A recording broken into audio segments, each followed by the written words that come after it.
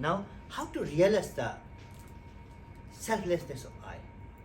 Through the ignorant mind, the I arises.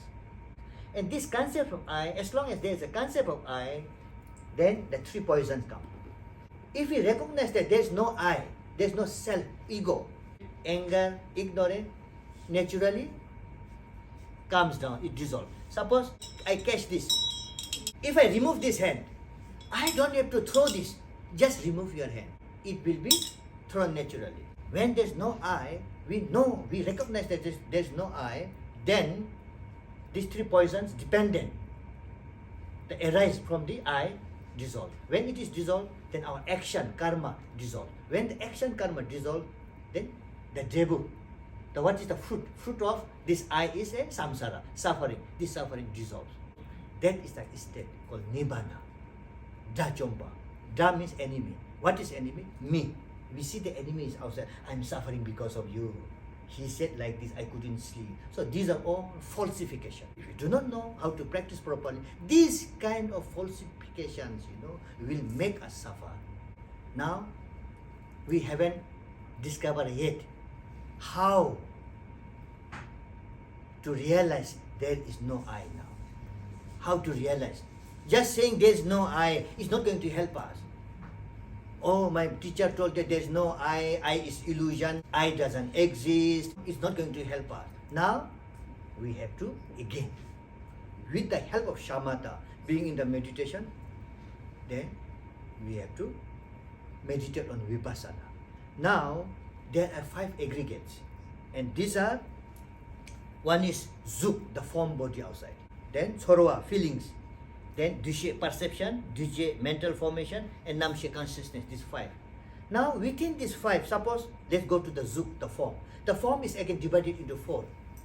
Like hard, solid, sa, chu, me, lung. This can be considered as a form outside.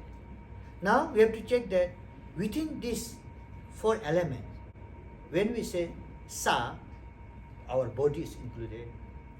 Chu means like we have, the water or like fluid. Within that zuk, whether I exist or not. This is my hand, but where is me now? So when we look like this, we don't find I in this the form. Then we go to the sorwa, sensations. When we check properly, it's again within the feeling, I is absent there.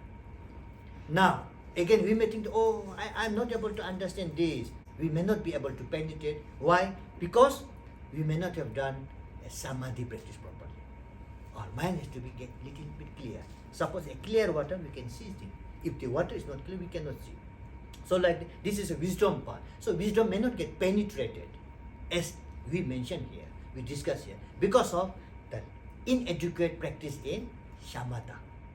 Because our mind is not calm.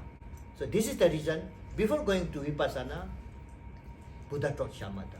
Then, having a shamatha, that one can understand and penetrate. Just now, within the form, I is absent means, it is okay, there I can find. In the rock, I is not there. In the table, I is not there. I can understand it. But when it's come to feeling, getting little bit subtler, becoming little bit more inside, going inside. Then dushe, perceptions, and like duje, mental formation. So namshe, the consciousness. The consciousness also divided into like 8 consciousness. If you want to become enlightenment, this consciousness has to be transformed into a wisdom mind. Namshe has to become a yeshe. A sentient being's mind is a 8 consciousness. A Buddha's mind is a wisdom. This is the difference. Our being is actually controlled and functioned by this 8 consciousness. The sentient being's mind is 8 consciousness. But a Buddha mind is beyond this 8. It's called Yeshe, primordial wisdom. Here, within the consciousness also, we are not able to find I. So when we are not able to find this I, then what we discussed before, so we have to maintain the shamatha and the wisdom of not finding the I, the empty state. Now, just meditating and just, studying and, contemplating. I is not present in 5 aggregates. Zuk, Sarva, Dushe, Diji, Namshe. Within that, I is not present. So that state you have to maintain. This is a meditation. So shamatha and vipassana. The vipassana here is the selflessness of I. That space, that state. And the shamatha should not again go separately. Shamatha, now I am practicing shamatha. Okay, after 1 hour, I will practice the selflessness of I, ego, in separately. Not like that. The shamatha and vipassana, the state has to be maintained. The state. So once we maintain this state for a very longer period of time, then we reach to the state where the beyond birth and death. Because we realize that there's no I. If there's no I, who is going to be born now here? Because of me, I'm born, right? Because of concept, I'm dying, right? But now we realize that there's no I, then who is going to be reborn? Who is going to die here? There's nobody to die because I is not there. Because of I am born. The concept of being born comes here. Because of I, the concept of death comes here. The birth and death is a concept from I. But once we know that there's no I, there's no concept of birth and death. If you want to go a little bit more further, the Tenbanyor Shapashi for mindfulness practices in the Pali tradition. So this is glimpse about the first turning of wheel. Actually, it is said that Buddha has taught countless times. He has turned the wheels countless times. But for us, in our perception, the Buddha has turned in 3 times. And these 3 turning of wheel can be summed up as 84,000 teachings of Buddha. Actually, Buddha has taught more than 84,000, a limitless teaching. But this limitless teaching has summed up into 84,000. 84,000 teaching has summed up into 3 different categories. And here, I don't say this category is best. It depends on our individual's interest, and individual's convenience, and individual's priority. You cannot say that you should not practice this. This is low. This is high. We have such a habit of saying this is actually.